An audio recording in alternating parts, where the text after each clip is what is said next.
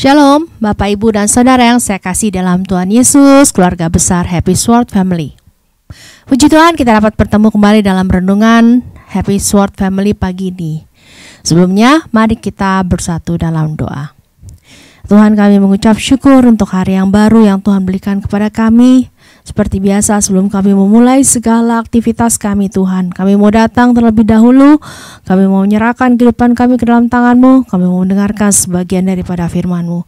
Biar kiranya Tuhan Yesus, firman-Mu yang kami dengar hari ini boleh memberikan kami kekuatan, boleh mengingatkan kami, Tuhan, dalam kami melakukan segala kegiatan kami sepanjang hari ini. Di dalam nama Tuhan Yesus kami berdoa dan mengucap syukur. Amin. Judul renungan pada pagi hari ini adalah dalam antrian waktu. Mari kita membaca firman Tuhan yang diambil dari Pengkhotbah 3 ayat 1 sampai dengan 8, kemudian ayat 11-nya dengan judul perikop untuk segala sesuatu ada waktunya. Untuk segala sesuatu ada masanya. Untuk apapun di bawah langit ada waktunya. Ada waktu untuk lahir, ada waktu untuk meninggal, ada waktu untuk menanam, ada waktu untuk mencabut yang ditanam, ada waktu untuk membunuh, ada waktu untuk menyembuhkan, dan ada waktu untuk merombak, ada waktu untuk membangun. Ada waktu untuk menangis, ada waktu untuk tertawa, ada waktu untuk meratap, ada waktu untuk menari, ada waktu untuk membuang waktu, ada waktu untuk mengumpulkan waktu. Ada waktu untuk memeluk, ada waktu untuk menahan diri dari memeluk. Ada waktu untuk mencari, ada waktu untuk membiarkan rugi. Ada waktu untuk menyimpan, ada waktu untuk membuang. Ada waktu untuk merobek, ada waktu untuk menjahit. Ada waktu untuk berdiam diri, ada waktu untuk berbicara. Ada waktu untuk mengasihi, ada waktu untuk membenci. Ada waktu untuk perang, ada waktu untuk damai. Lalu di ayat 11, Ia membuat segala sesuatu indah pada waktunya, bahkan Ia memberikan kekekalan dalam hati mereka. Tetapi manusia tidak dapat menyelami pekerjaan yang dilakukan Allah dari awal sampai akhir. Bapak, Ibu, dan Saudara sekalian, pada hari Rabu tanggal 23 Februari 2022 yang lalu, Tuhan sudah memanggil anak yang terkasih, Kaleb, dalam usia 8 bulan 10 hari. Sungguh usia yang masih sangat muda. Seperti yang dikatakan dalam Pengkhotbah 3 ayat 1 sampai 8 tadi, bahwa segala sesuatu ada waktunya. Dan juga di ayat 11 dikatakan segala sesuatu indah pada waktunya. Melalui Kaleb, saya pribadi juga diingatkan oleh firman Tuhan bahwa memang segala sesuatu ada waktunya. Kita semua masing-masing sedang dalam antrian panjang menuju kekekalan.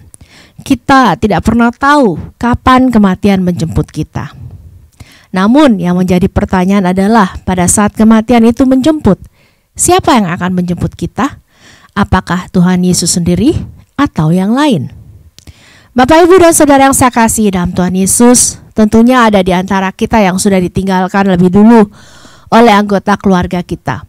Entah itu orang tua, kakak, adik, anak, saudara, atau siapapun juga. Adalah kerinduan kita suatu saat nanti kita bisa bertemu Sang Juru Selamat kita.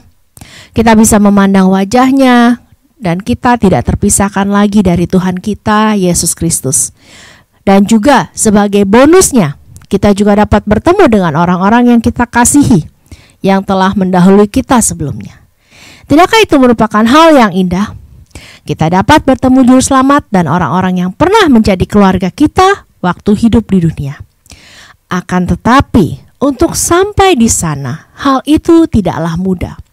1 Korintus 15 ayat 50 mengatakan, Saudara-saudara, inilah yang hendak kukatakan kepadamu, yaitu bahwa keinginan daging dan darah tidak mendapat bagian dalam kerajaan Allah, dan bahwa yang binasa tidak mendapat bagian dalam apa yang tidak binasa.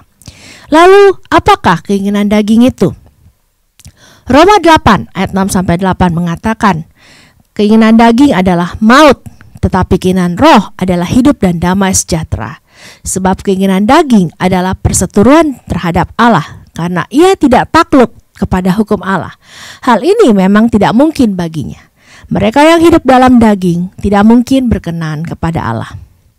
Lebih jelas lagi, Galatia 5 ayat 19 sampai 21 mengatakan, perbuatan daging telah nyata, yaitu percabulan, kecemaran, hawa nafsu, penyembahan berhala, sihir, perseteruan, iri hati, amarah, kepentingan diri sendiri, percideraan, roh pemecah, kedengkian, kemabukan, pesta pora, dan sebagainya.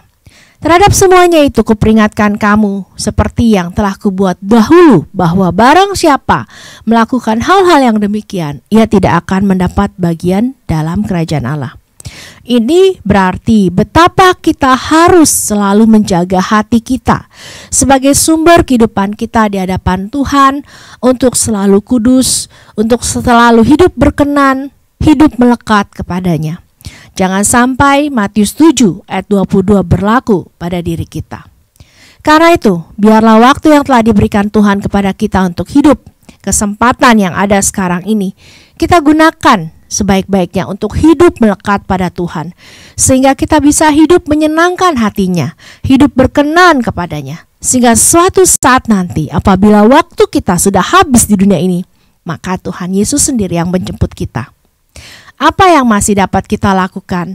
Mari kita lakukan dengan hati yang tulus, dengan tidak bersungut-sungut, dengan tidak memanfaatkan orang lain. Karena apa yang kita lakukan buat Tuhan. Dan Tuhan akan memperhitungkan semua yang telah kita lakukan kepadanya. Karena Dia adalah Allah yang adil. Pertanyaan yang saya ajukan ini, biarlah untuk mengoreksi, tidak hanya Bapak Ibu Saudara sekalian, terlebih diri saya sendiri. Dari 24 jam sehari, 7 hari dalam seminggu, berapa banyak waktu yang kita berikan buat Tuhan? Sudahkah kita lebih banyak berdoa? Sudahkah kita lebih banyak membaca firman-Nya? Sudahkah kita lebih banyak melayaninya? Sudahkah kita menjadi pelaku firman? Atau masihkah kita hidup dengan sifat kita, perilaku kita yang belum berubah? Masih mudah marah, masih gampang tersinggung, gila hormat, masih suka bergosip, meremehkan orang lain, sombong, cemburu, pelit, kasar, suka memaki, egois, merasa diri paling benar, iri hati, dan sebagainya. Sekaranglah waktunya untuk kita mengoreksi diri kita sendiri. Mari kita bersatu dalam doa. Tuhan, terima kasih untuk firman-Mu yang mengingatkan kami bahwa kami berada di dalam antrian waktu. Masing-masing kami akan memiliki akhir hidup kami masing-masing. Dan pada saatnya nanti Tuhan, di akhir hidup kami Tuhan, kami ingin Engkau sendiri yang menjemput kami. Namun sebelum itu Tuhan, kami mau lebih lagi hidup untuk Engkau, hidup untuk melayani Engkau. Kami mau sungguh-sungguh dalam hidup kami. Kami mau melekat Tuhan di hadapan-Mu.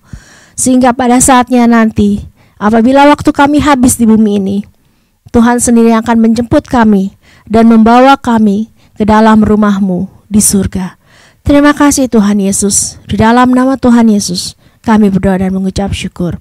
Amin. Waktu kita hanya sementara. Waktu kita tidak berlangsung lama. Waktu kita sangat berharga. Dan waktu yang sudah lewat tidak akan pernah kembali lagi. Mari kita gunakan waktu kita dengan bijaksana. Hidup untuk Tuhan, kematian suatu keuntungan. Amin. Sampai bertemu dalam renungan berikutnya. Tuhan Yesus memberkati.